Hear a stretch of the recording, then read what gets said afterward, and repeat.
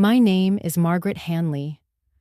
I am 68 years old, a retired nurse, and for most of my life, I believed my greatest achievement was raising my only daughter, Melissa, on my own after her father passed away.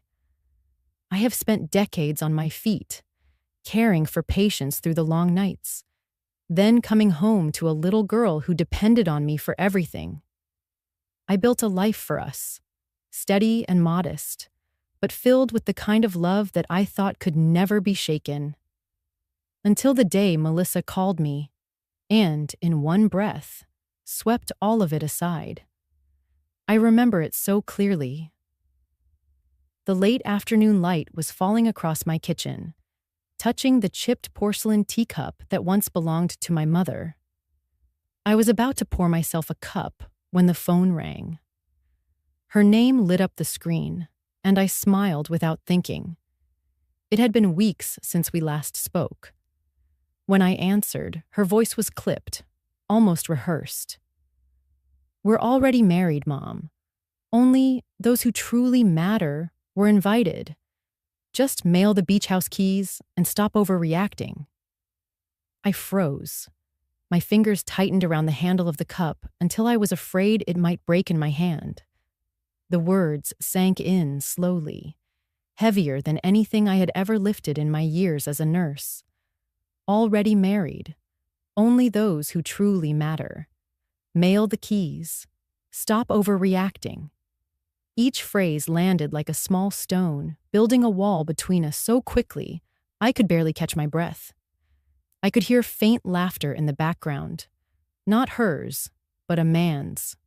Tyler's. Her new husband, though she had not told me his name, would carry that title before this moment. I said nothing. The silence on my end stretched long enough for her to sigh impatiently. "Mom, please, just send the keys by Friday. We're planning to use the beach house for our honeymoon. You know, to save on costs. It makes sense." The beach house, Cape Elizabeth.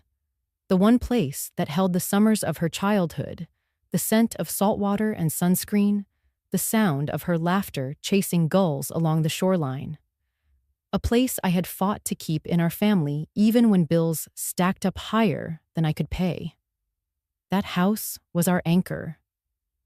I set the cup down on the counter, staring at its tiny crack along the rim. I thought about the mornings when Melissa would sit at the kitchen table, swinging her legs as she ate toast before school. I thought about the promise she once made at 12 years old, barefoot in the sand, saying she would marry right there, with lights strung between the dunes and the ocean behind her. Now, she wanted the keys without me, without even telling me she was married. I finally spoke, my voice quiet, steady, as if reading a chart in a hospital ward. "I see. Congratulations. That's all? You're not upset?" she asked, suspicion in her tone. I smiled, though she could not see it. "No, sweetheart. If that's what makes you happy." She sounded relieved, even a little smug. "Good. Then just send the keys and I'll take care of it." I cut in, still calm. We exchanged a few more perfunctory words before I hung up. I stood there for a long time, the quiet in the kitchen pressing in from all sides. My hands wrapped around the teacup again, its familiar weight grounding me. Then something shifted inside me. A nurse knows when a wound needs stitches instead of a bandage. And I knew, without a shadow of doubt, that this wound between us had been carefully created, cultivated by someone who wanted me gone from her life, or at least from her property. 3 days later, I stood outside her apartment building. The wind was sharp, carrying the smell of rain. In my hands was a neatly wrapped silver box, tied with a crisp, white ribbon. Inside was my wedding gift, a leather portfolio, packed with documents that told a truth Tyler had hoped would never reach Melissa's eyes. I set the box carefully at their door, rang the bell once, and walked away without looking back.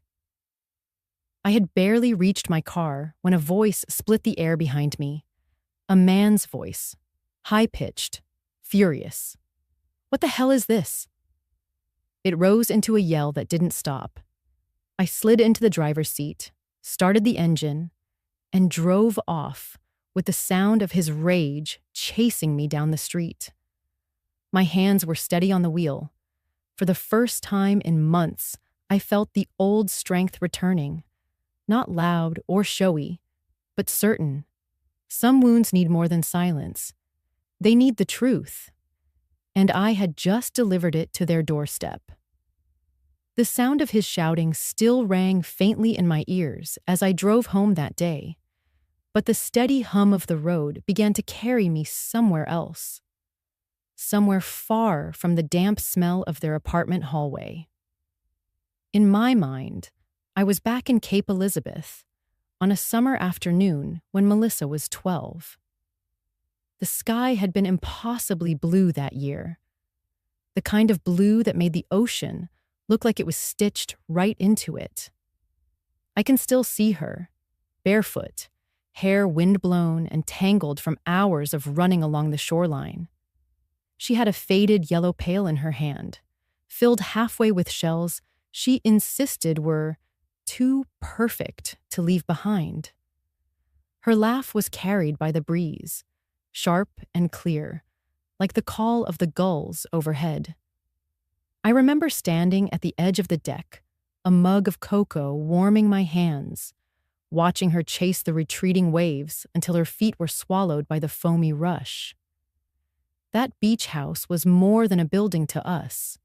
It was the backdrop of her childhood, the stage for every summer ritual we created together. There was one evening in particular that always returns to me. The day had been hot, the kind of heat that makes the sand stick stubbornly to your skin. After dinner, Melissa had pulled an old blanket onto the deck so we could watch the sunset. The ocean had turned a deep copper, reflecting the last light of day. She sat cross-legged beside me, sipping cocoa from a porcelain teacup that once belonged to my mother. It was too big for her hands then, so she cradled it carefully, sipping slowly. That teacup has a small chip on the rim near the handle. My mother gave it to me when I moved into my first apartment, telling me that some things are meant to last if you treat them gently enough. I carried it with me through years of cramped kitchens and late-night nursing shifts, through joy and disappointment, and into the beach house where Melissa grew up. Somehow, it survived every move, every careless bump, except for that one tiny chip, a reminder that even the strongest things can be marked by time. Melissa used to call it the lucky cup. She would choose it over any mug in the cupboard, even when I told her it wasn't practical. She claimed cocoa tasted better in it, that it made the drink feel special. I never argued. Watching her small hands clutch that delicate piece of our family history filled me with a quiet pride. That night on the deck, she leaned against me and said, "When I get married, I want it to be here, Mom. Barefoot, on the sand, with fairy lights and music. And afterward, we'll sit here and drink cocoa from the lucky cup." I had smiled, brushing the damp hair from her forehead. "That sounds perfect, sweetheart." Back then, I believed promises like that could hold their shape forever. I didn't know how easily someone could come along and bend them, twist them into something unrecognizable. Now, all these years later, the cup sits on the same kitchen counter where I stood when Melissa called to tell me she was already married, that only those who truly matter had been invited, and that she wanted the beach house keys mailed to her. When I looked at it after hanging up, I realized it had outlasted everything else. Friends have come and gone, seasons have shifted, even my career has ended. But the cup remains, scarred, imperfect, and still standing. The beach house has always felt like that cup to me. It carries the marks of time, the weathered railings, the faint smell of salt in the wood, the squeak in the third step leading to the deck. Yet it has held together through storms, through years when I wasn't sure I could keep it.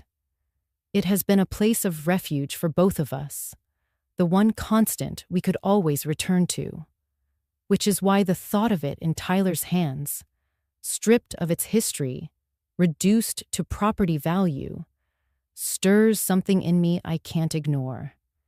He doesn't understand that the worth of that house can't be counted in dollars. Its walls know our laughter. Its floors have felt our bare feet. Its windows have framed the view of every dream Melissa ever dared to speak aloud. I took the cup into my hands again that evening, running my finger over the chip. Some things are worth protecting, even if you have to do it quietly. Even if it means letting go of what you thought would last, to save the part that still can. That night, as the ocean wind rattled the windows, I knew the beach house and the lucky cup would not be surrendered so easily. The memory of that first meeting with Tyler slips into my mind whenever I think about how everything began to change. It was late autumn, the kind of chilly afternoon where the air smells faintly of wood smoke. I had just pulled a casserole from the oven when I heard the crunch of tires on the gravel driveway.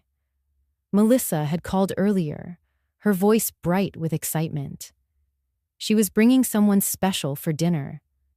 When they stepped inside, I was met with the sight of a tall man in a charcoal suit that looked more suited for a corporate boardroom than my cozy Maine home. Tyler's hair was perfectly styled, his shoes polished to a mirror shine, and his smile. His smile was broad and easy, but there was something about it that felt practiced, as if he had stood in front of a mirror until it looked just right. "Mrs. Hanley," he said warmly, extending a hand before Melissa even had the chance to introduce us. "It's an honor. Melissa has told me so much about you." His grip was firm, deliberate, the kind you expect from a salesman sealing a deal. I noticed the cologne. Expensive, sharp, almost too assertive for such a small space. Melissa beamed between us, oblivious to my subtle pause before I returned the handshake. We moved into the living room, the fire crackling in the hearth. Tyler's gaze drifted around the room in a way that was polite on the surface, but I felt it like a scan, taking inventory. His eyes landed on the bookshelf, the antique clock, the framed photographs. Then he saw it, the large canvas print of the beach house at Cape Elizabeth, taken at sunset. He stepped toward it, hands clasped behind his back. "This is beautiful," he said, the tone casual, but his eyes lingered just a beat too long. "Do you get out there often?" "Every summer," I replied, my voice even. "It's been in the family for years." Melissa chimed in quickly, her voice full of fondness. "We spent every summer there, Mom and I. Best memories of my life." Tyler smiled at her words, but when he looked back at the photograph, I caught something flicker in his expression. Not nostalgia, not admiration. Something closer to calculation. It was gone in an instant, replaced by that polished charm. We sat down to dinner, the table set with my old china. Tyler complimented the food before he even took a bite, then launched into a string of thoughtful questions about my career as a nurse, my years raising Melissa on my own, and the history of the town. He laughed in the right places, nodded with just the right amount of interest. If I had been meeting him as a stranger in a social setting, I might have thought he was perfect. But I know people. Years in hospital corridors teach you to read faces, to catch the subtle signs that someone's words don't quite match their eyes. Tyler's eyes were quick. Too quick. They darted to Melissa when she spoke, as if measuring her value. Then, back to me, assessing something I couldn't yet name. At one point, while Melissa was in the kitchen getting dessert, Tyler leaned back in his chair and let his gaze wander again. It stopped at the sideboard where I kept a small frame with a photograph of my mother and me on the deck of the beach house. He picked it up without asking, turning it slightly toward the light.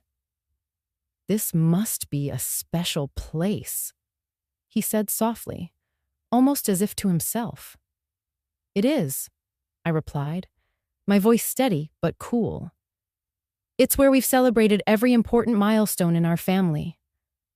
His eyes flicked to mine then, and for a brief moment, I felt as though we were speaking about something entirely different. Melissa returned with 2 plates of apple pie and a proud smile, and whatever passed between us dissolved under the weight of her happiness. She looked at Tyler the way she used to look at the ocean from the beach house porch, like it could never hurt her. I swallowed the instinct to ask him why he was so interested in a house he'd never been to. I told myself not to ruin her night, not to plant suspicion in a heart so clearly caught up in hope. Instead, I asked about his work, listened as he spoke about investments and client portfolios with an easy confidence. When they left that evening, Tyler shook my hand again, thanking me for the meal. "You must be so proud of Melissa," he said warmly. "I am," I answered, and I meant it. But as I closed the door behind them, I lingered by the window, watching them walk to the car. Tyler opened the passenger door for her, but even as he smiled at her, his eyes flicked toward the house one last time, toward the framed photograph on the wall just inside. That was the first time I felt the faint ripple of something beneath the surface. I didn't know then how deep it would go, or how far Tyler was willing to reach into our lives. But I knew enough to keep my eyes open, and my mouth, for now, closed. The weeks after that dinner moved quietly, as if someone had nudged the furniture of our lives half an inch to the left. I noticed a tilt rather than a crash. Melissa still called at lunch, but the conversations tightened, her eyes on the clock. The first unmistakable sign came on a Wednesday. "Tyler thinks we should put our relationship first.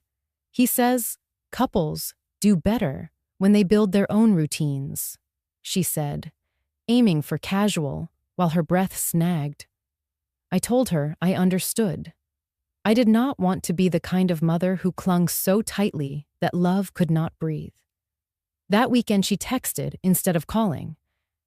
"Busy with Tyler's work dinner. Talk soon." Talk soon became talk later.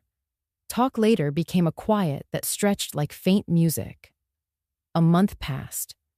She called with the cadence of a memorized note. "Mom, we talked about family boundaries. It is healthier if I handle stress with my partner. We should try fewer calls for a while." She paused, listening to another room. I heard Tyler's voice shaping the air around her. I took a breath that tasted like early spring sea. "If that is what you need, sweetheart." "It is not permanent," she said quickly. "Just while we recalibrate." Recalibrate. The word sounded clinical, as if our bond were a machine to be tuned. After the call, I traced the chip on the teacup with my thumb and asked the question that keeps a mother honest. Am I holding on too hard, or is someone prying my hand away? The pattern strengthened. Sunday chats became midweek check-ins. Then they slipped to once every other week. When she did call, I heard another rhythm beneath her voice, like footsteps in a hallway. She told me about Tyler's promotion dinners, Tyler's obligations, Tyler's networking trips. Each story put him in the center of the frame. One evening, I drove to the city with a pot of chicken soup because she had texted that she was sick. I stood at the curb and rang her buzzer. She came down with a scarf and a careful smile. "You should have called first," she said. "Tyler is resting and he needs quiet." "I will be quick. I brought soup." "That is kind, but he wants me to manage my own care. We are working on independence. Next time, just leave it at the door." I handed her the container. Our fingers touched. She startled as if the heat bit her. I wanted to say that independence and isolation are cousins who dress alike. I swallowed the line. She kissed my cheek, whispered thanks, and disappeared. On the drive home, I argued with myself. Maybe I leaned on her too often after her father died. Maybe our closeness became a shelter that kept her from building her own walls. Or maybe someone was drawing those walls around her, brick by careful brick, and calling the enclosure love. The doubt felt moral, as if a good mother would step back no matter how it hurt. Tyler's advice soon arrived directly. He called one afternoon from Melissa's phone, reasonable and smooth. "Mrs. Hanley, you raised an extraordinary woman. I want to protect what you built. The best way is to help her become fully independent. Less daily contact will give us room to grow." His tone was satin over stone. I thanked him for caring. I did not agree or disagree.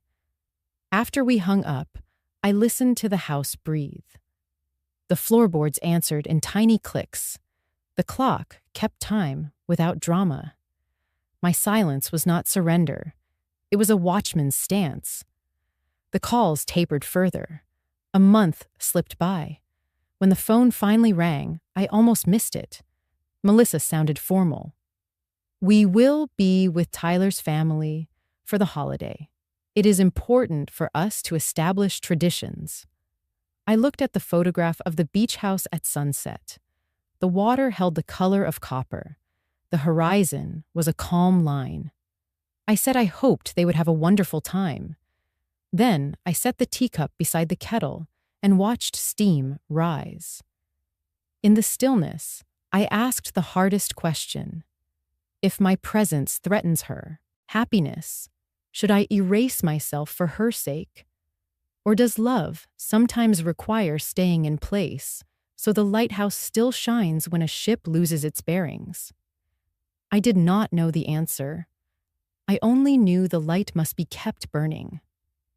Until then, I would keep watch, steady as the tide through nightfall. It happened on a gray Saturday morning in early March. I was in the kitchen, the kettle humming on the stove, when my phone buzzed with a notification. I glanced at the screen, expecting a weather alert or a message from Janice, my oldest friend. Instead, it was a Facebook post from one of Melissa's college friends. The image filled the screen, Melissa's hand extended toward the camera, a diamond catching the light like a shard of ice. In the blurred background, Tyler's arm circled her waist. The caption read, "He asked." I said yes. Can't wait to start forever. There were already dozens of likes, a cascade of congratulations. For a moment, I simply stared at the picture. The edges of the phone felt cold in my hand. I checked the date, posted an hour ago. No call, no text, no whisper of this from my daughter. I scrolled through the comments, looking for some mention of me, some sign that perhaps this was a joke or a staged photo. There was nothing. I dialed her number before my tea had time to steep. She answered on the third ring, her voice breathless and light. "Mom, I was going to call you this morning?" "Melissa," I said, trying to keep my tone steady, "I just saw your post." "Oh, that," she laughed. "It happened last night. Tyler surprised me at our favorite restaurant. His parents were so thrilled. They started planning an engagement dinner right away. An engagement dinner? I repeated. When is it? Next Saturday, she said quickly. It's just a small gathering, immediate family, and a few close friends. I suppose I should plan to come down Friday night then, I said, already picturing the drive. There was a pause, then her voice softened, as though she were explaining something delicate to a child. Mom, it's really for Tyler's side. His mother has very specific traditions. She wanted to keep it within their circle. I gripped the edge of the counter. So, I'm not invited. It's not like that, she insisted. We'll do something special, just the three of us, soon. Soon. A word with no calendar date, no commitment. I told her I understood, wished her happiness, and ended the call before my voice betrayed me. Later that afternoon, Janice came over. She had a habit of dropping by unannounced, usually with a tin of cookies or a jar of jam. Today, she brought both. She found me at the kitchen table, the laptop open to that same photo of Melissa's hand. I take it you've seen it, she said, sliding into the chair opposite mine. I nodded. She called after I did, said the dinner is for his family only. Traditions, apparently. Janice's eyes narrowed, the way they did when she spotted a billing error. Maggie, that's not normal. You're her mother. Traditions or not, you belong at that table. She says we'll have our own celebration, I murmured, though the words felt thin. Janice reached across and touched my hand.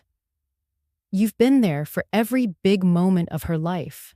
This is the first one you're being told to sit out. That's not a coincidence. I wanted to argue, to defend Melissa's choice, to pretend this was nothing more than a misunderstanding. But Janice had known me since I was 21. She had seen me through the loss of my husband, through nights of double shifts, through every scraped knee and school recital Melissa ever had. She could read the truth in my eyes before I said a word. Tyler's mother doesn't know me, I said finally. Maybe she thinks she's doing what's best. Or maybe Tyler knows exactly what he's doing, Janice countered. You said he was interested in the beach house. I closed the laptop and stared at the chipped teacup beside me. It's too soon to think the worst. Janice didn't push, but her silence was full of caution. She had raised 2 sons, and she knew the signs of influence when she saw them. Just keep your eyes open, Maggie.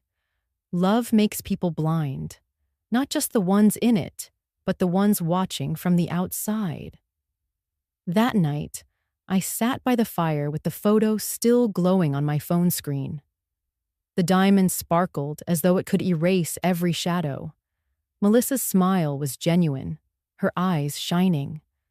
I wanted to freeze her in that happiness, to believe Tyler's arm was a promise, and not a claim. But Janice's words lingered.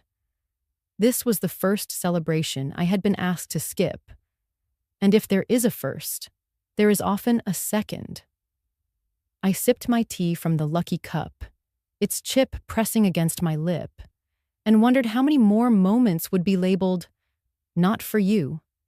The first Christmas without her began with a phone call that lasted less than 2 minutes. It was early December, the air outside brittle with frost. Melissa's voice was cheerful, almost hurried. "Mom, about Christmas. Tyler's family has this tradition. Everyone gathers at his parents' cabin in Vermont. They do the whole week together, from Christmas Eve to New Year's. It's really important to them." I leaned against the kitchen counter, holding the phone closer to my ear. "So you won't be coming here?" "I wish I could be in 2 places at once," she said quickly. "But Tyler feels it's important we start our married life with his traditions. You understand, right?" I swallowed the sting. Of course. Traditions matter. She thanked me, promised to call on Christmas morning, and hung up. I stood in the quiet kitchen for a long time, the sound of the wind outside scratching faintly against the windows. That year, the house felt larger than usual. I still put up the tree in the living room, its lights casting soft glows against the walls. I decorated the mantel with the same ornaments Melissa had unwrapped since she was a child. Tiny glass snowmen, a set of carved wooden reindeer, and the angel she'd insisted always belong at the top. They looked the same, but without her laughter and music in the background, the sparkle felt dimmer. On Christmas Eve, I built a fire in the hearth. The flames crackled, filling the room with that deep, resinous scent of burning pine. I sat in my old armchair, the lucky teacup warm between my palms. The tea steamed upward, a ribbon of heat against my face. My thumb traced the chip on the rim, the familiar notch my mother had once called a mark of survival. The silence was different from the quiet I'd known in years past, when Melissa had gone to bed, and I'd stayed up to watch the embers fade. This was a heavier kind of silence, the kind that settled over you and made you aware of every creak in the floorboards, every faint sigh of the wind in the chimney. I let my eyes close for a moment and pictured the Christmases we'd shared here. Melissa in flannel pajamas, hair a tangle of sleep, tearing into her stocking. The way she'd curl up beside me under a blanket, cocoa in hand, watching the snow fall through the window. The two of us singing along to carols with voices we never cared to tune. These were the traditions that had kept us warm, not because they were elaborate, but because they were ours. Now she was in a cabin hundreds of miles away, surrounded by people who didn't know the smell of our kitchen on Christmas morning, or the way the light fell through the dining room window onto a table set for two. The fire shifted, sending up a spark that landed on the hearthstone and fizzled out. I watched it vanish, the dark spot it left behind, still faintly glowing. And it struck me then, the thought so clear it felt like someone had whispered it aloud. Some traditions keep you warm. Some, they just burn out. I set the cup on the side table and reached for the small box of photographs I kept near the hearth. Inside were pictures from our first Christmas in the beach house, after I'd managed to buy it back from a distant relative who had been ready to sell. Melissa was 7 in those pictures, her cheeks flushed from playing outside, her arms wrapped around me in a hug that nearly knocked me over. I remembered the relief of knowing I had saved a place where we could belong. This year, that belonging felt more fragile. Tyler's family traditions had taken priority, and I couldn't tell if Melissa was adapting or disappearing. The thought sat heavy on my chest, but I reminded myself of the chipped cup, how it had survived moves, accidents, years of use. Maybe our traditions could survive too, even if they changed shape. The fire burned lower. I added another log, watching the flames take hold, licking at the wood until it glowed. Warmth seeped back into the room, and I leaned into the armchair, letting it wrap around me. On the mantel, the angel figurine caught the light, its porcelain face serene. I wondered if next Christmas she might return, if she might remember what our holidays felt like before new traditions crowded them out. Or maybe I would have to accept that some flames aren't meant to be stoked forever. I picked up the cup again, held it steady, and sipped. The tea was cooling, but it still tasted like home. It was late January when the phone rang, the kind of winter afternoon where the snow outside made the light in the house seem even dimmer. I recognized Janice's number immediately. She rarely called during the day unless something mattered. "Maggie," she began, her tone already heavy, "I need to tell you something, and you're not going to like it." I set down the laundry basket and pressed the phone closer. "Go on." "You remember my coworker, Diane? The one who retired last year? She called me this morning after seeing that picture of Melissa and Tyler on Facebook. Turns out, Tyler used to date one of her colleagues. Different woman, same pattern. Moved fast, got close to her family, then started making little suggestions about money and property. When she caught on, he was gone in a week. I felt a knot form in my stomach. And Diane's sure it's the same man? Positive. She even remembered his middle name. Janice paused, her voice softening. "Maggie, this isn't just bad luck. This is what he does." After we hung up, I sat at the kitchen table for a long time, the chipped teacup warm between my palms. I thought about Melissa's sudden distance, the way Tyler's gaze had lingered on the beach house photo that first night. I decided to start quietly.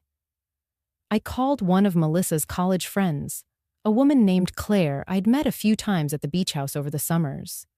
We chatted about work, about the weather, and then I asked if she knew much about Tyler before Melissa met him.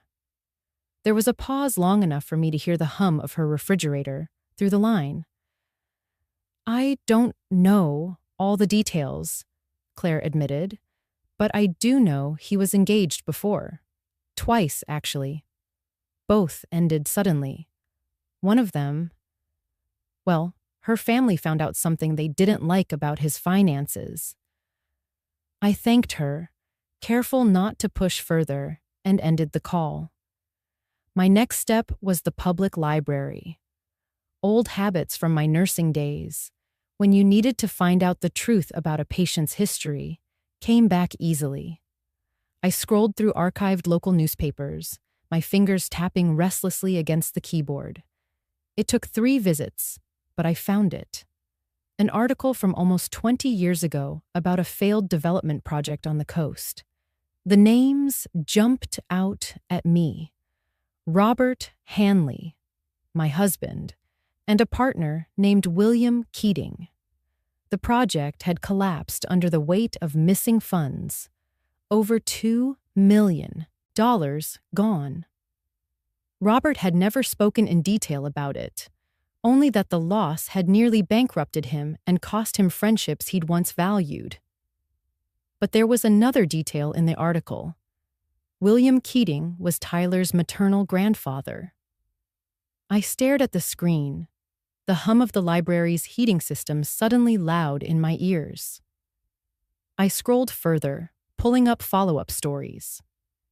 Keating had been accused of diverting project funds into private accounts, then moving them offshore before disappearing to Florida. No conviction. He died in a car accident before the investigation concluded. The money had never been recovered. That night, I went through Robert's old files in the cedar chest at the foot of my bed. It smelled faintly of his aftershave, though it had been nearly 15 years since he passed. In a folder marked Legal, I found correspondence from his attorney about the development collapse. Robert's notes in the margins were brief but telling. Keating untrustworthy. Missing funds tied to personal accounts. No closure. I sat back on the bed, the papers spread across my lap.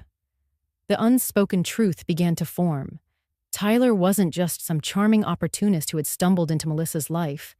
His family name was tied to the single worst financial betrayal my husband had ever endured. And now, all these years later, that same family was circling the one thing of value I still held: the beach house. I wondered if Melissa knew, if Tyler had told her about his grandfather's history, or if, like Robert all those years ago, she would only discover the truth when the damage was done. The thought made my chest tighten. I had never told Melissa much about that chapter of Robert's life.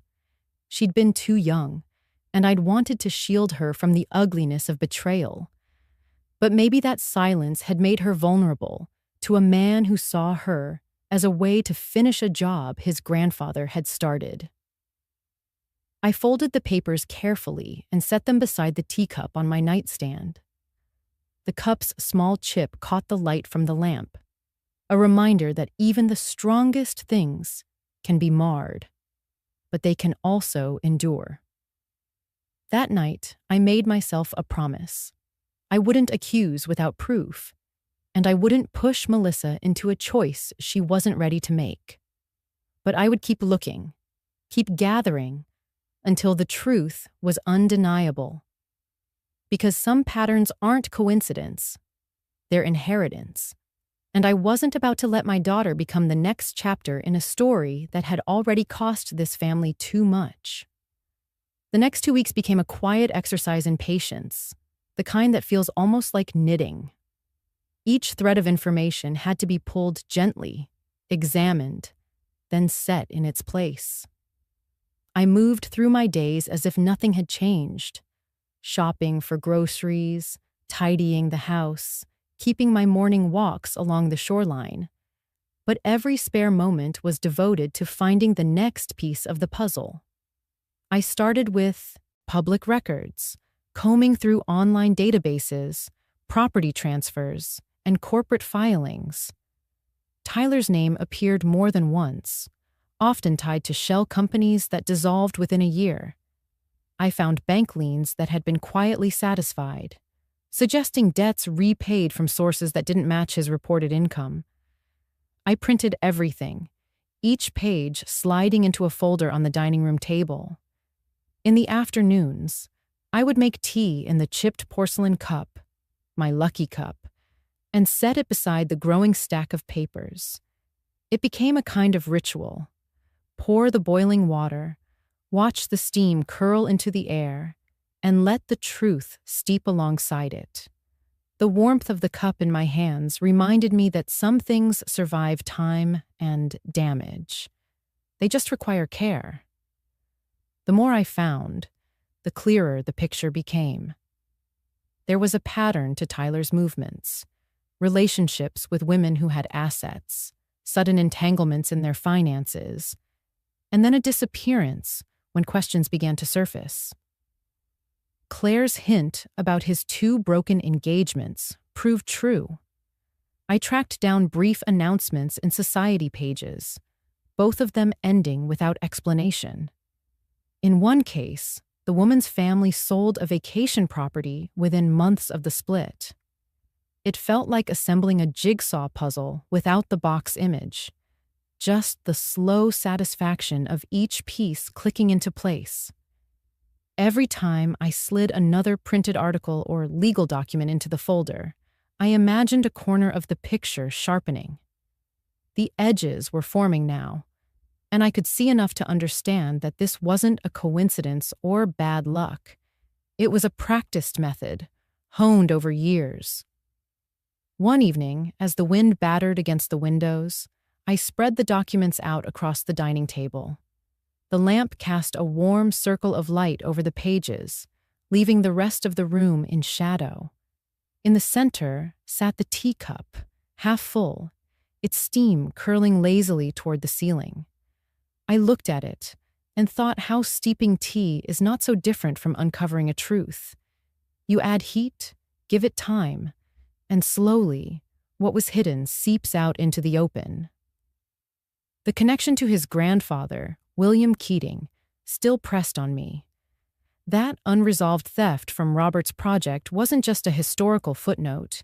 It was a wound left unhealed. Now, decades later, Tyler was positioned to reach for what was left: our beach house. I could almost feel Robert's presence in the room, the weight of his silence in those old files, the way he'd never been able to reclaim what was taken.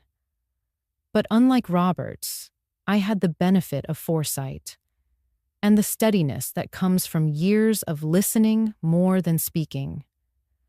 My work as a nurse had taught me that the truth often reveals itself without being forced. You don't always have to confront. Sometimes you just have to prepare, so that when the moment comes, the facts speak for themselves. I decided then, I wouldn't go to Melissa with accusations. If I charged in now, Tyler would spin my words, plant doubts, make her believe I was jealous or overprotective. I'd seen it happen to other families. Once the wedge was in, it was almost impossible to pull it out. No, I would let the truth knock on her door itself, in a way that couldn't be ignored or explained away. I gathered the pages back into the folder, smoothing each one as I placed it inside. The stack was substantial now, a portrait in black and white of the man my daughter thought she knew. I slid the folder into the cedar chest at the foot of my bed, beside Robert's old papers, and rested the teacup on top for a moment, before carrying it back to the kitchen. Standing at the sink, rinsing the cup, I felt a strange calm. There was power in waiting, in being ready. Tyler didn't know it, but every move he made now would only tighten the frame I was building around him. And when the picture was complete, Melissa wouldn't have to take my word for it. She would see him exactly as he was. For now, I would keep my silence. Let him think I was just an aging mother, content to send holiday cards and polite texts. Let him underestimate me. After all, the longer tea steeps, the stronger it becomes. And I intended to serve this truth at exactly the right temperature. The call came just after dinner, when the kitchen was still warm from the oven, and the last traces of garlic and rosemary lingered in the air. I recognized Melissa's number immediately. It had been weeks since we'd last spoken, and something in me hoped, foolishly, that she was calling just to check in, to hear my voice. "Hi, Mom," she began, a little too brightly. "Tyler and I were thinking, since you're not using the beach house much, maybe we could spend our honeymoon there. Just a week. We'd take good care of it." Her words landed like small, deliberate stones. There was no, "How are you?" or "Would you be okay with this?" Just the request, framed as if it were a foregone conclusion. I swallowed slowly, letting a pause fill the space between us. "Of course," I said, my voice even. "I'll make sure you have the key." Melissa exhaled, relief flooding her tone. "Thanks, Mom. That means a lot. We'll come by next week to pick it up." We exchanged a few pleasantries before hanging up, but my mind had already shifted gears entirely. This wasn't just about the beach house anymore. It was about timing. Tyler wanted access, and soon. That meant his plan was moving forward. And if he thought I would hand him the opportunity without preparation, he hadn't been paying attention. I sat at the dining table, the same table that had borne witness to countless birthdays, arguments, reconciliations. The folder of documents sat in the cedar chest upstairs, but in my mind, I could see each page, each headline, each notarized copy. For weeks, I'd been assembling this puzzle. Now it was time to package it. The image came to me suddenly. A gift. Not a confrontation, not a furious outburst in the middle of their honeymoon, but something they would open on their own terms. A box wrapped in understated silver paper, tied neatly with white ribbon. Inside, the truth, documented and undeniable. The next morning, I took out the folder and began to sort through its contents. Every piece of evidence was duplicated. One copy for my own records, one for them. Property records, corporate filings, screenshots of old engagement announcements, even the clipped articles about his grandfather's involvement in Robert's failed project. I placed them in chronological order, each sheet in a protective sleeve. I added a cover letter, handwritten in my neatest script. Melissa, I hope you read this with the same care I have taken in preparing it. Everything inside is part of a larger picture. Some pieces will hurt, some may feel like betrayal, but all of it is the truth. You deserve to know who you have invited into your life. Beside the packet, I placed the spare key to the beach house, polished, glinting in the light. Its cold metal felt almost symbolic. An invitation, yes, but one that came with the weight of choice. Finding the right box took some effort. I went to a small stationery shop in town, one of those places that still smells faintly of ink and pressed paper. The owner, a woman about my age with laugh lines as deep as mine, helped me pick out a silver box, just big enough to hold the documents without folding them. "For a wedding gift?" she asked, smiling. "In a way," I replied. That afternoon, I wrapped the box carefully, the silver paper smooth under my hands, the ribbon crisp and straight. When it was finished, it looked elegant, almost celebratory. No one would suspect that inside was something capable of ending a marriage before it truly began.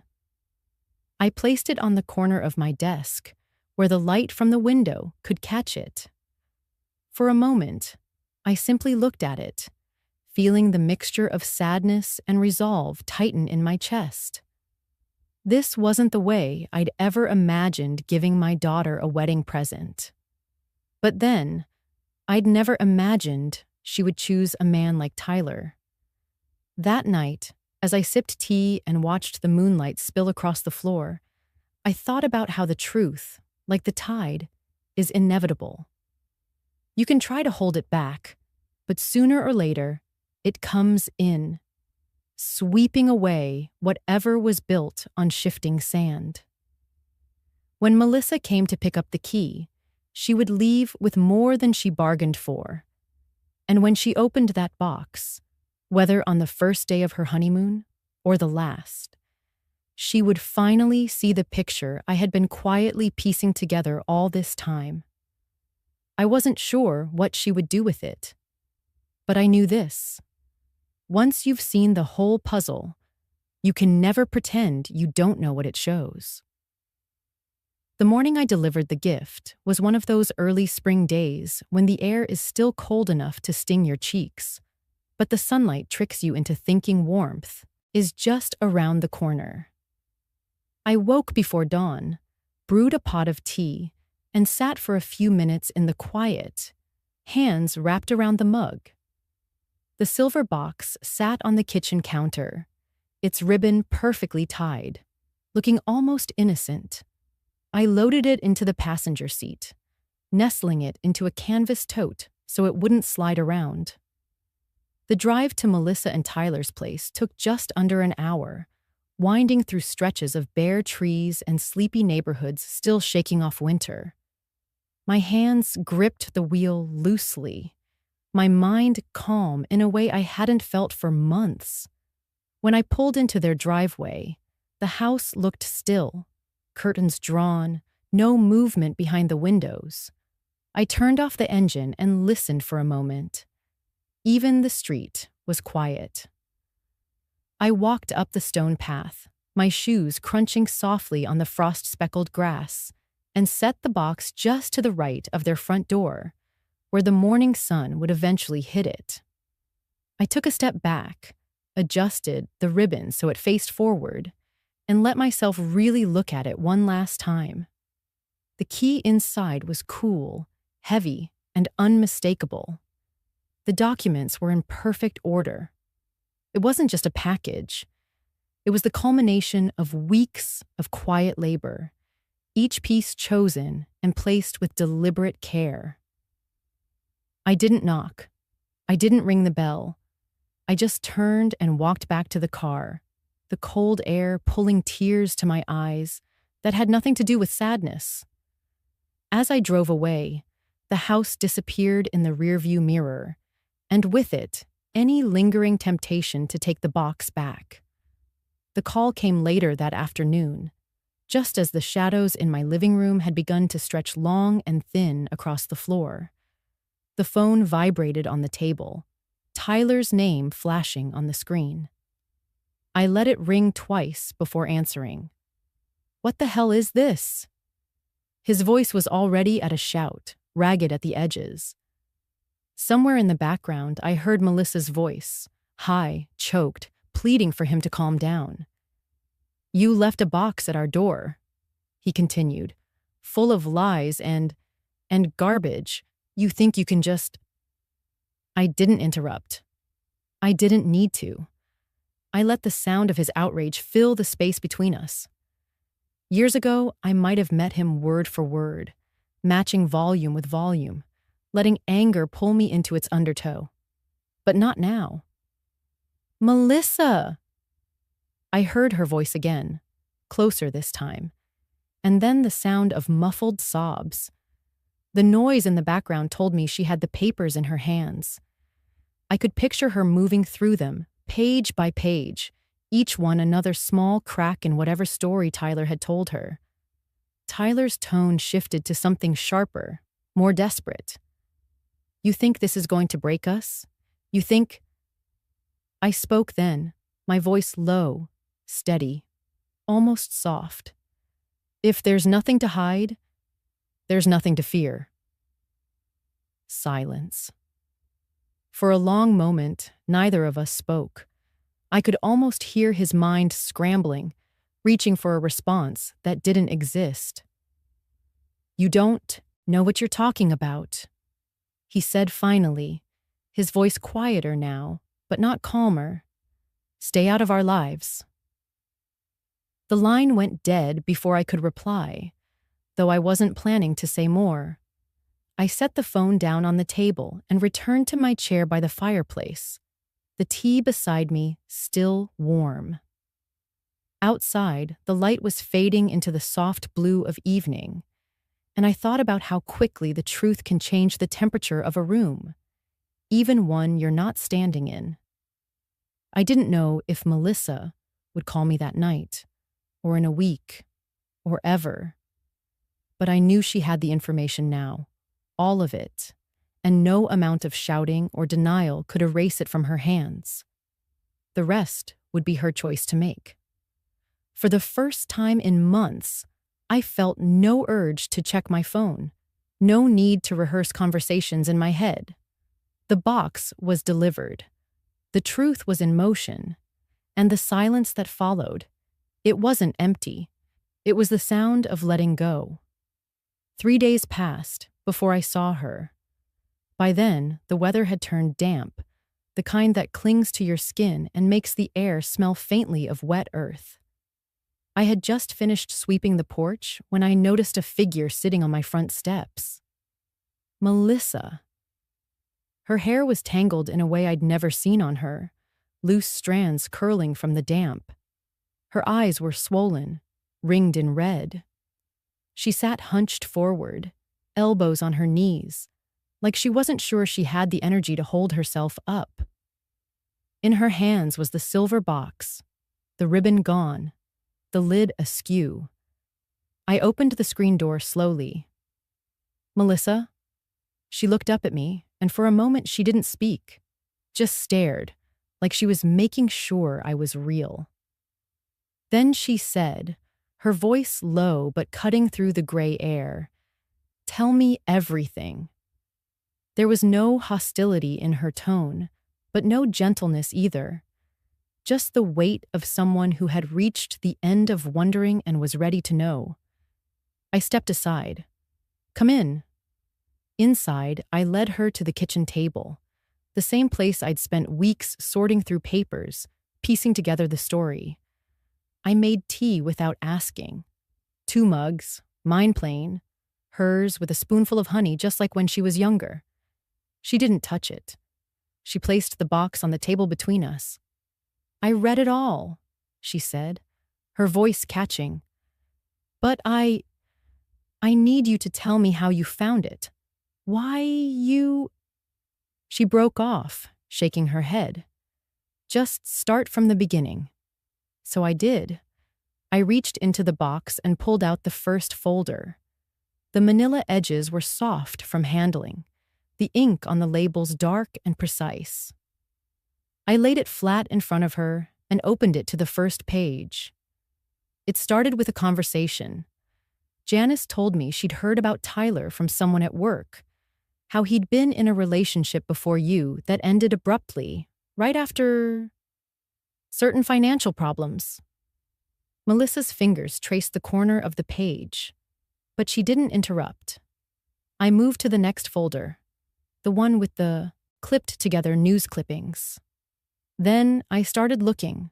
Old newspapers, public court records, a few calls to people who knew your father's business partners. Her brow furrowed. You think he... I don't think, I said quietly. I followed what I could verify. I slid the article across to her. The headline was blunt. The words, missing funds and internal investigation, unavoidable. Her eyes scanned the lines quickly, her lips tightening as they formed silent words. I could see her connecting pieces, rearranging events she thought she understood. One by one, I laid the documents out. Contracts with discrepancies, a copy of a deposition from a former associate, bank statements with dates that matched the withdrawals from her father's company account years ago. Melissa leaned back in her chair, her hands gripping the edge of the table. This can't. She trailed off, her gaze darting between the papers and me. It's a lot, I said. And it's not something you wanted to find in your engagement week. But I didn't bring this to hurt you. I brought it because you deserve to know who you're marrying. She looked down at the table again. This time slower, more deliberate. Her fingers tapped against a receipt, then slid to the next page, her eyes narrowing in thought. Some of these dates, they line up with when Tyler said he was traveling for work. I nodded. That's what I noticed, too. For a while, the only sound was the soft rustle of paper as she turned another page. I didn't rush her. This wasn't the kind of truth you could swallow all at once. Finally, she pressed her palms flat against the table, as though grounding herself. So every time I thought he was being distant, every time he brushed off my questions, it was because there was something he didn't want you to see. I finished for her. Melissa's eyes met mine then, and I saw a mixture of grief, disbelief, and a hard, growing clarity. I thought I knew him. I reached for my tea, now lukewarm, and held her gaze. Now you do. She sat back, closing the lid of the box gently but firmly, as though sealing away something poisonous. She didn't cry. She didn't raise her voice. She just took a long breath, the kind you take before stepping into cold water, and said, I need to think. And I knew that whatever came next was no longer in my hands. Melissa came back 2 evenings later. This time, there was a steadiness in her steps, as if she had spent the past 48 hours deciding what she could handle and what she couldn't. She still looked pale, but her hair was brushed, her coat buttoned to the top, and her eyes had that focused sheen of someone who had made up her mind to confront something head-on. I let her in without a word. We moved to the living room, where the light from the lamp painted the walls in amber. The box of documents sat on the coffee table exactly where she'd left it. She glanced at it, but didn't sit down right away. Instead, she paced a few steps, then turned to me. You kept all this, she said, her voice tight. All these years you've held on to records, clippings, receipts. Was this just in case? Or did you think you'd always find a reason to use them? Her tone wasn't quite accusatory, but it had the edge of someone testing the waters of blame. I stayed seated, my hands folded on my lap.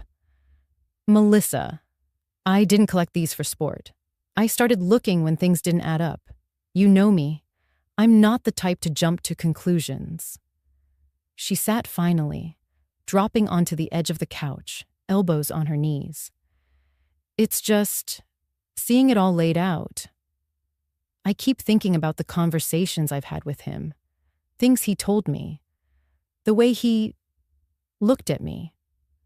Her voice cracked slightly, and she took a breath to steady herself. It's like I'm replaying a movie I thought I understood, and suddenly all the scenes mean something else. I nodded slowly, then reached for my tea, feeling the warm ceramic against my palms. There's something I want to ask you, Melissa, and I want you to really think about it before you answer. She looked at me warily. What? I leaned forward slightly, my voice calm but clear. If one day you found out the person you loved came to you only for your money, would you forgive them? The room went still.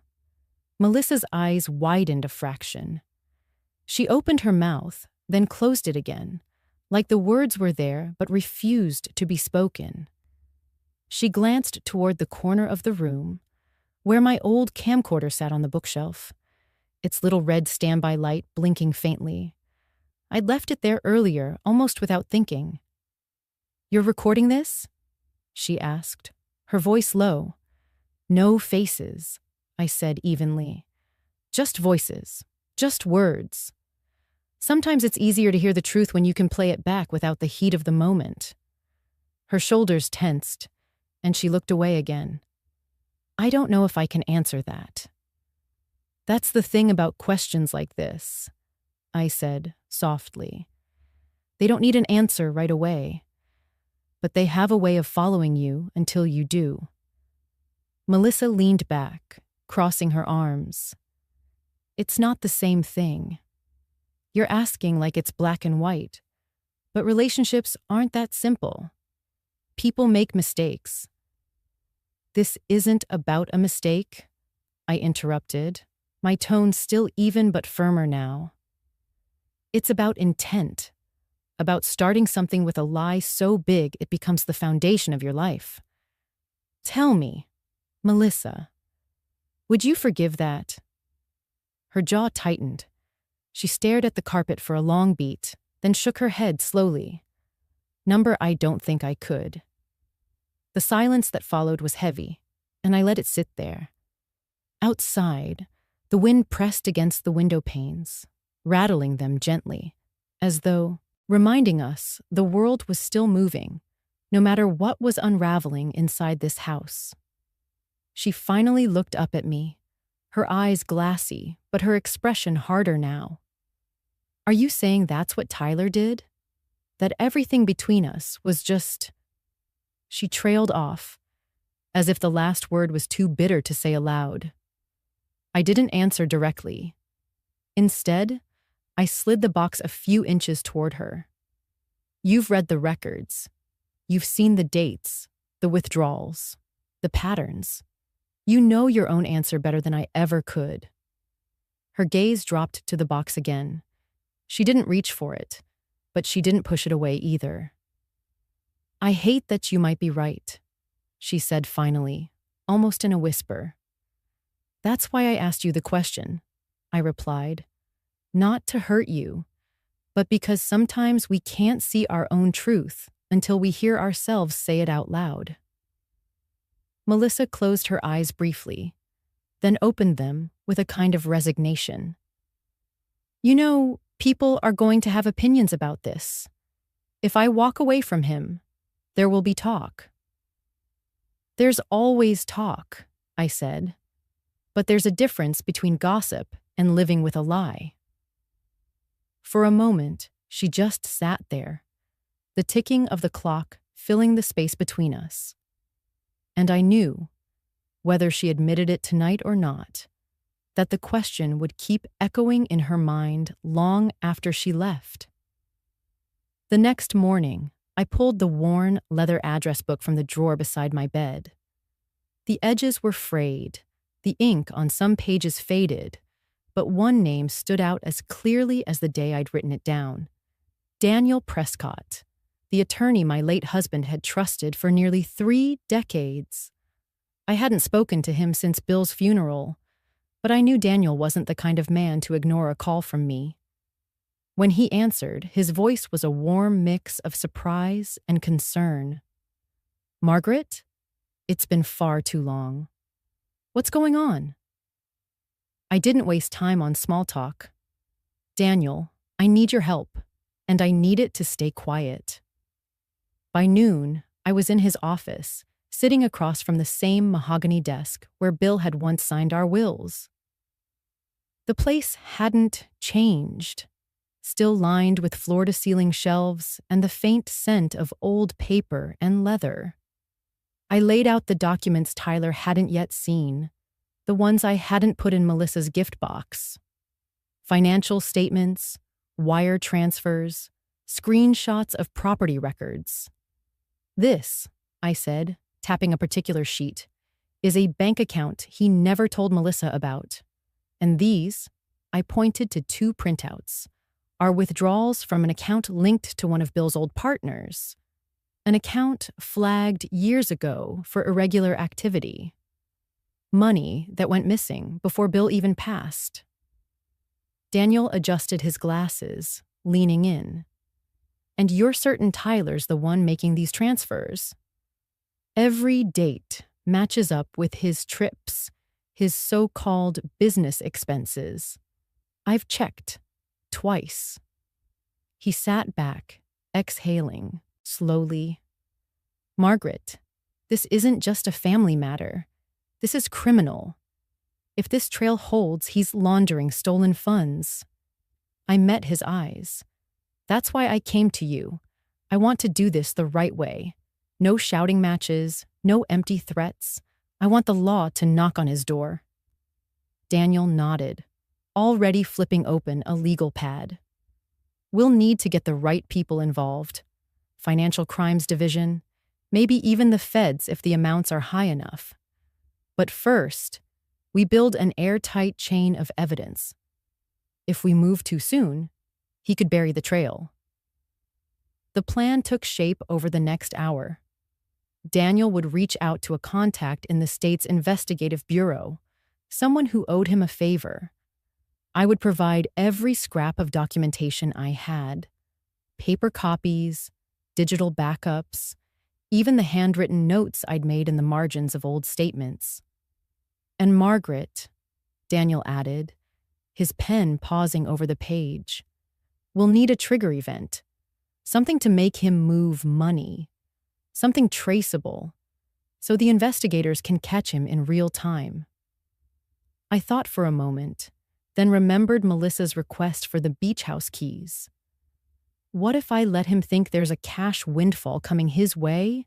Something tied to property or an inheritance. If he believes he has to move funds quickly to secure it, he might use that same hidden account. Daniel's eyes narrowed in thought. Then he smiled faintly. "That could work, but you'd need to dangle it just right. Enough to tempt him, not enough to spook him." We agreed on the next steps. I'd draft a letter, supposedly from an old estate executor, hinting at a payout requiring temporary liquidity. Daniel's contact would set up monitoring on the suspicious account. The moment Tyler initiated a transfer, the system would flag it. Walking out of Daniel's office, I felt the first stirrings of something I hadn't in months: control. Not just over my own life, but over the outcome of this mess. Back home, I made myself a cup of tea, the steam curling upward like a slow exhale. On the kitchen table, I spread out my files again, this time in neat stacks labeled assets, transfers, statements, personal notes. This wasn't about revenge anymore. It was about making sure Tyler's kind of manipulation didn't find another target. Melissa could decide for herself whether to stay or go, but she'd be deciding with the truth laid bare. not a fairy tale Tyler had sold her. That night, I typed the letter Daniel and I had discussed, printing it on thick cream paper that looked appropriately official. The words were vague enough to pass casual scrutiny, but to someone like Tyler, hungry for quick access to wealth, they would read like a green light. I sealed it in an envelope, pressing the flap shut with a steady hand. As I did, I realized something. I wasn't nervous. For the first time in a long while, my heartbeat was calm, my breathing even. Tyler thought he had built a house of cards on solid ground. By the time this was over, the law would be pulling out the bottom card themselves, and I wouldn't have to lift a finger, just watch it fall. 3 days after the letter was mailed, Melissa texted me from her car in the grocery store parking lot. "He bought it. I'll send the message you suggested tonight." We had agreed the bait would come from her, not me. Tyler still believed she was swaying between loyalty to him and a cautious trust in me, and that illusion was our strongest weapon. At 7:13 p.m., my phone buzzed again. This time, a screenshot of her text to him. "Hey, Mom's been talking about helping us with that house upgrade. She hinted she could free up some of her late husband's investments. Said she'd talk more if you came by in person." It was casual enough to feel unplanned, but every word had been crafted to press Tyler's buttons. Money, opportunity, and the idea that it was already in motion. He was back in town less than 24 hours later. Melissa told me she'd keep him occupied for a while. Then, remember, to invite me over for coffee so we could all talk. It was, of course, a setup. Though he didn't know the third guest at the table would be a silent one, the recording device in my cardigan pocket. When I opened the door, Tyler wore his best imitation of sincerity. His hair was neatly combed, his shirt collar pressed just a touch too sharp, as if he'd dressed for a job interview. His smile was warm, but it didn't reach his eyes. "Margaret," he began, his tone low and contrite. "I owe you an apology." I motioned him toward the kitchen table, noting how he scanned the room like a man checking for traps. "Do you now?" I asked, keeping my voice neutral.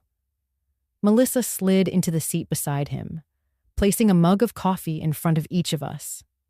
Her hands trembled slightly, but her eyes stayed steady. She knew her role. "I've been under a lot of pressure," Tyler continued. "Work, family. I let it get to me. I said things I didn't mean, and I didn't treat you the way Melissa's mother should be treated." A microspike landed here. His phrasing was too polished, as if rehearsed. Real remorse usually stumbles over its own words. I sipped my coffee, giving him room to keep talking. And I think we can put the past behind us. Start fresh." He reached for Melissa's hand, giving it a squeeze. "Especially with this house upgrade. We can all be on the same page now." Melissa nodded faintly, but I caught the flicker in her gaze. She'd noticed it, too. He was sliding money talk into the forgiveness speech. I let a beat of silence hang, then asked, "So what exactly would you need to start fresh, Tyler?" He leaned back, feigning casualness. "Just liquidity, you know? Moving things around so we can get a better mortgage rate. I can handle all the paperwork if you'd like, make it easy for you."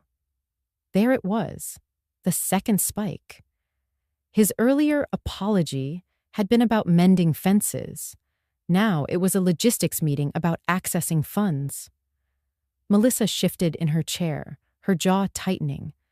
"We haven't even talked about what kind of place we'd want," she said lightly, testing him. "Oh, we don't have to overcomplicate it," he replied, waving a dismissive hand.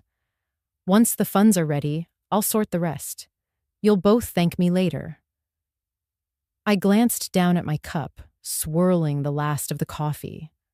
"Funny," I murmured. "Bill always said the best investments were the ones you could explain in a single sentence. If it takes more words, you probably shouldn't touch it." Tyler laughed, too quickly, too loud, and countered, "Well, times change. You have to be more creative these days."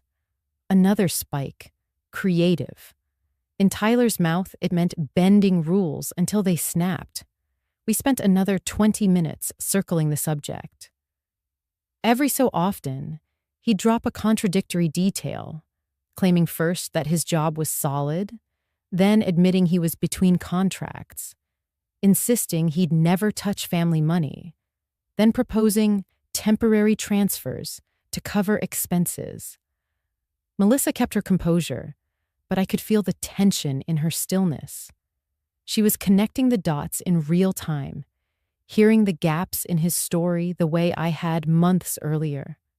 Finally, Tyler stood, brushing imaginary lint from his sleeve. "I'll draw up a few ideas. Send them your way. No rush, of course." I smiled faintly, the kind that offered nothing. Of course. No rush. As the door shut behind him, Melissa exhaled hard, like she'd been holding her breath since he arrived. "Mom," she said quietly, "he's lying." About everything. I reached across the table, taking her hand, not as bait this time, but as an anchor. "Then it's time," I said, my voice steady, "to let the truth do the talking." In my pocket, the recorder's tiny red light winked once before turning off. Every spike, every slip, every contradiction was now preserved, not just in my mind, but in a file that would be hard to argue with when the right people pressed play. It happened faster than even I'd imagined. 2 days after our coffee chat, Melissa sent Tyler a casual text about dropping by to finalize their house upgrade plans. She copied me on the time, 3 p.m., and left the rest to the people who'd been quietly circling him for weeks. I arrived 10 minutes early, not to take part in the conversation, but to be present. I carried a thermos of Earl Grey, poured into my favorite china cup, and settled at the corner of Melissa's dining table. To anyone looking in, I was simply an aging mother enjoying her tea while her daughter and son-in-law talked about real estate. Tyler breezed in at exactly 3 o'clock, wearing the same polished air as before, but with a twitch of excitement he couldn't hide. He barely greeted me before diving into the pitch. How quickly we could reallocate funds, how seamlessly he could handle the transactions without troubling me with paperwork. Melissa nodded and asked the leading questions we'd rehearsed. What if Mom doesn't want to mix her money into this? What would you do then? He laughed, leaning back like the question was ridiculous. Of course she will. That's why I married you. He paused, smirking as if it were a private joke. Not just for the love, you know? We're building a future here, and her resources, they make that possible. The words were barely out of his mouth when the front door swung open. Federal agents! The air changed in an instant. 2 men in jackets with bold yellow FBI lettering moved in, followed by a woman holding a folder thick with papers. Tyler froze, his smirk curdling into something slack and colorless. "Tyler Grant?" one of them said sharply. "You're under arrest for wire fraud, money laundering, and conspiracy to defraud." The cuffs clicked around his wrists with a metallic certainty, the sound punctuating the moment like a gavel strike. Melissa sat back, wide-eyed but steady. She glanced at me, not for guidance, but to confirm what she already knew. This was the end of his little empire. Tyler turned toward me then, his face twisted in disbelief. You set me up? I didn't answer. I didn't need to.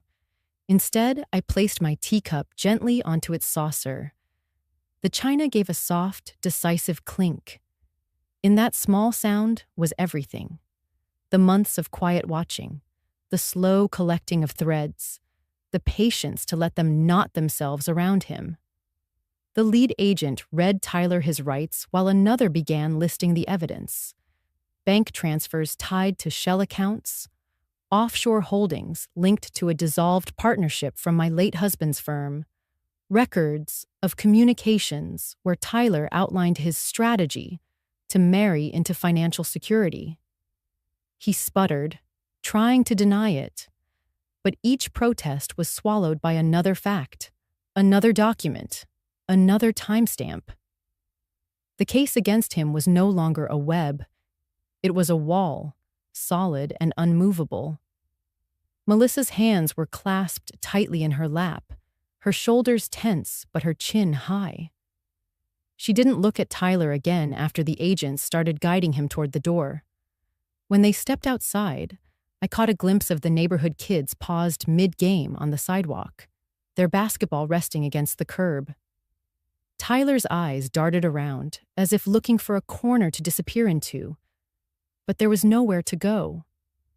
The last thing I saw before the door shut was the gleam of the handcuffs in the afternoon light, a reversal so complete it almost felt unreal. Inside, the silence was thick. Melissa's first breath came out shaky. I don't know if I should thank you or hate you for not telling me sooner. I met her gaze, my own, steady. I didn't want you to hear it from me. I wanted you to hear it from him. She looked down, the fight draining out of her. Well, I heard it. I stood, gathering my cup and saucer. The tea was lukewarm now, but I took one last sip before heading to the kitchen.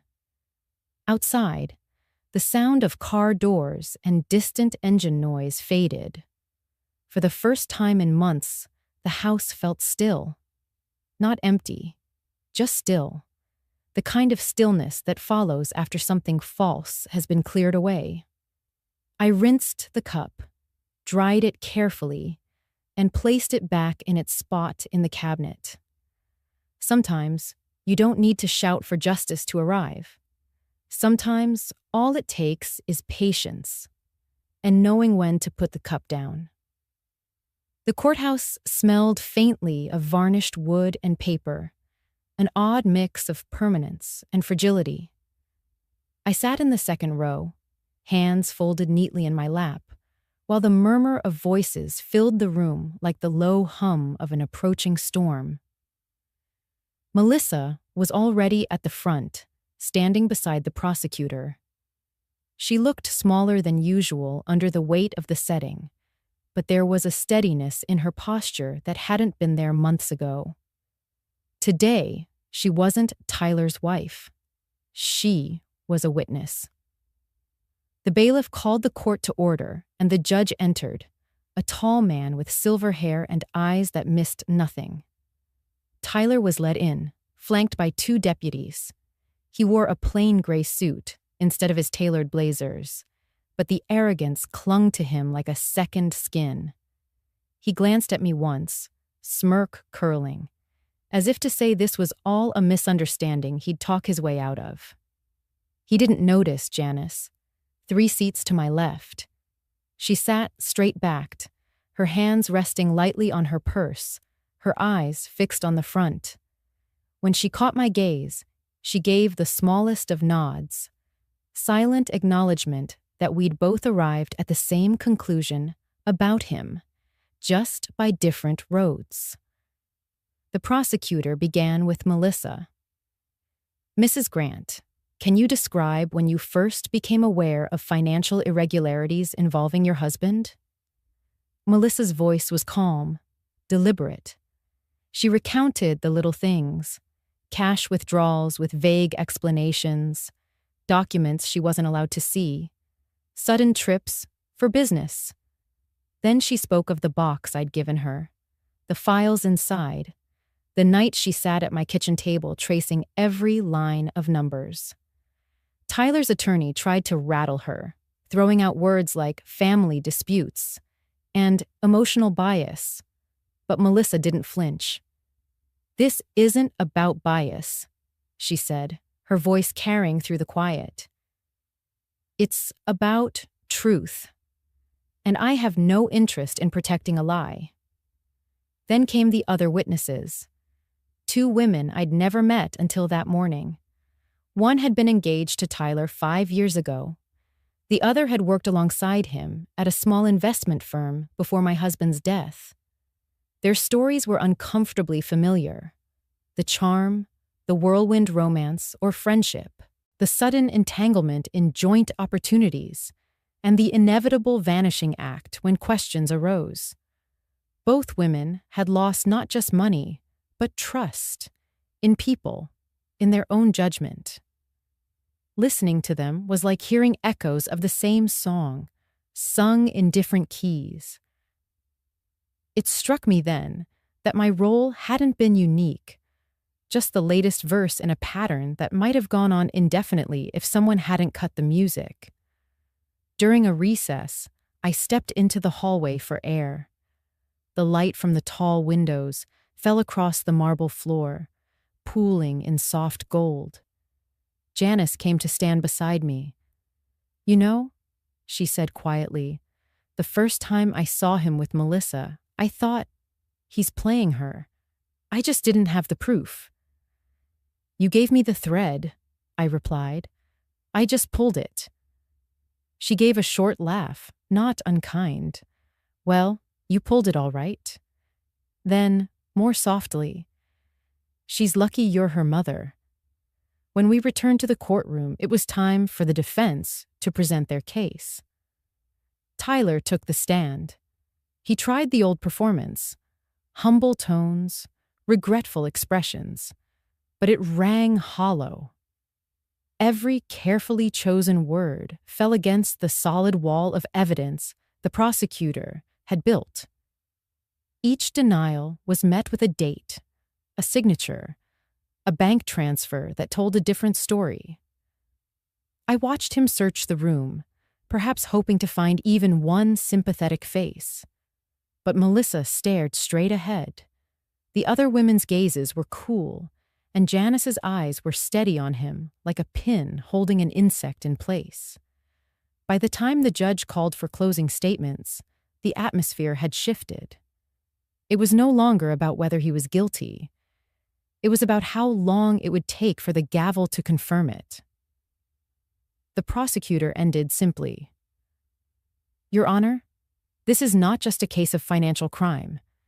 It is a case of deliberate exploitation, of trust, of love, and of the belief that people will look the other way when betrayal wears a charming face." When court adjourned for the day, we filed out slowly.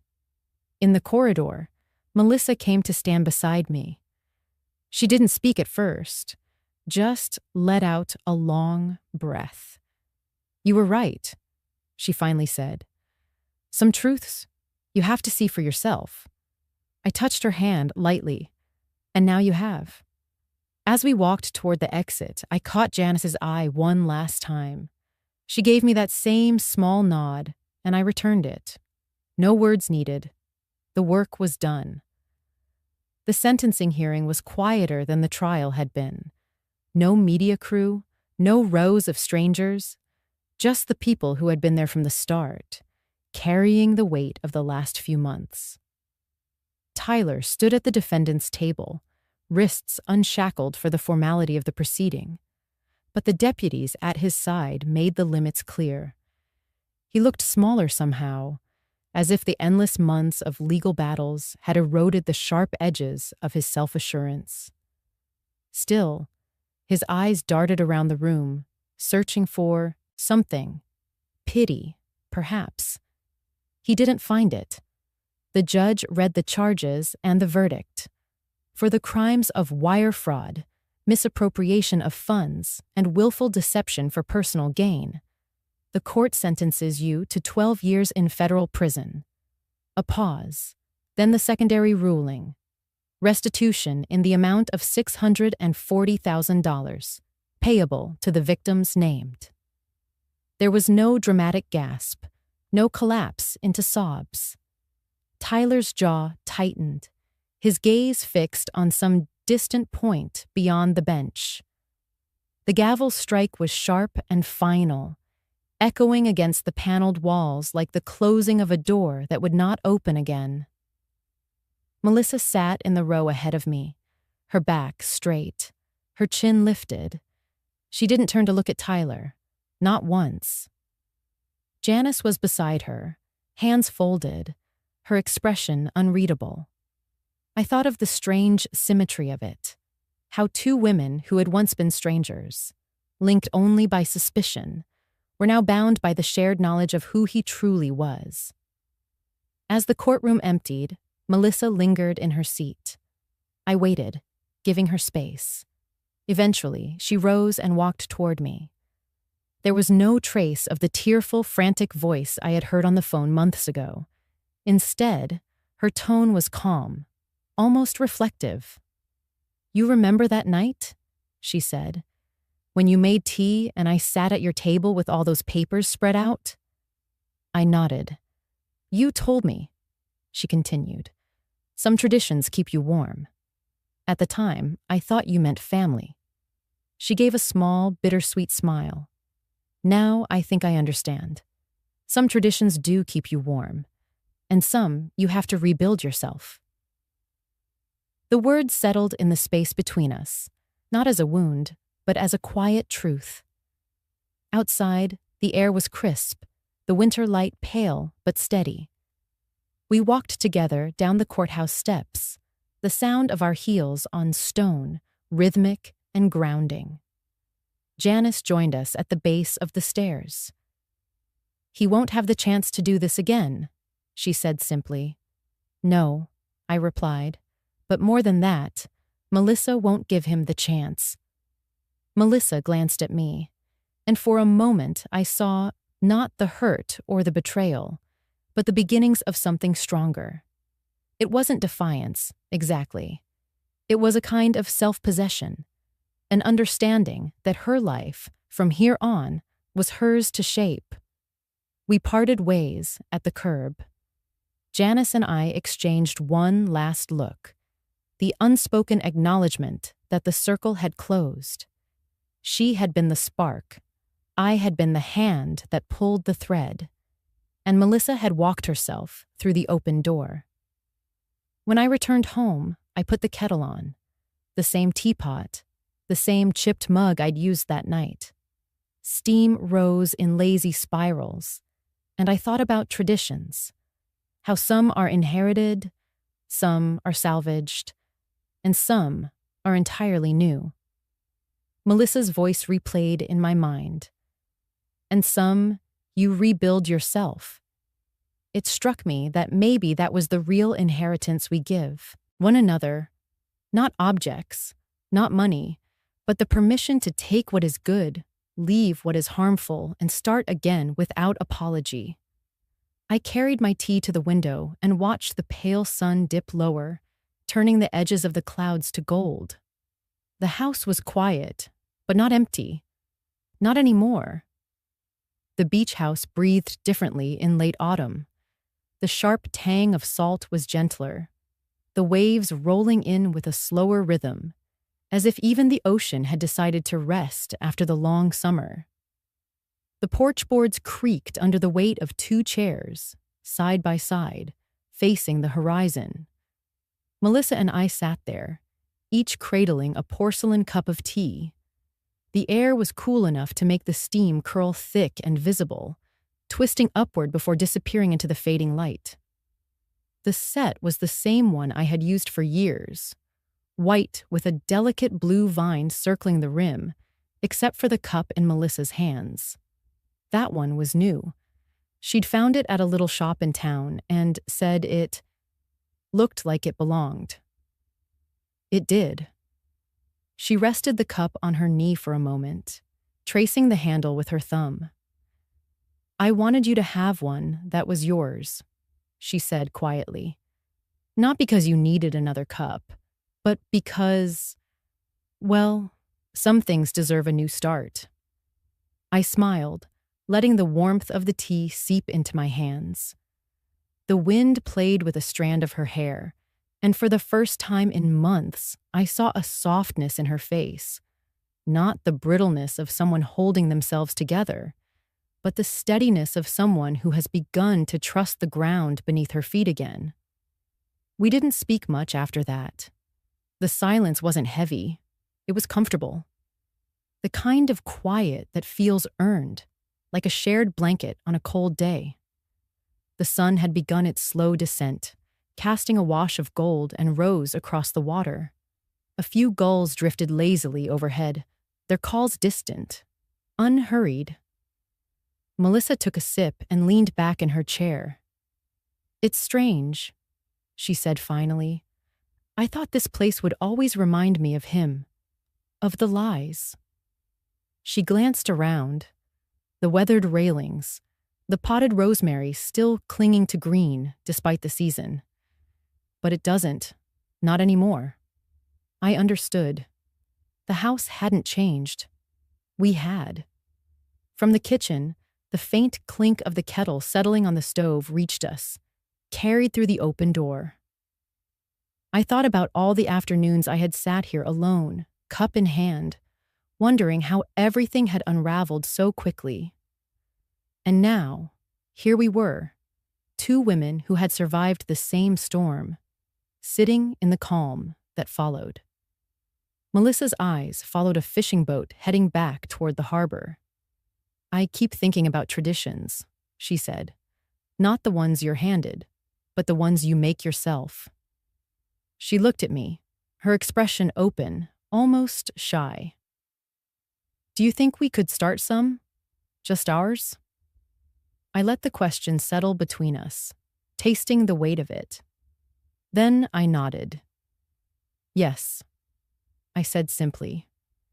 "We can." A lone shell clattered against the porch as the tide shifted below, and the smell of the sea deepened, mixing with the faint scent of tea leaves.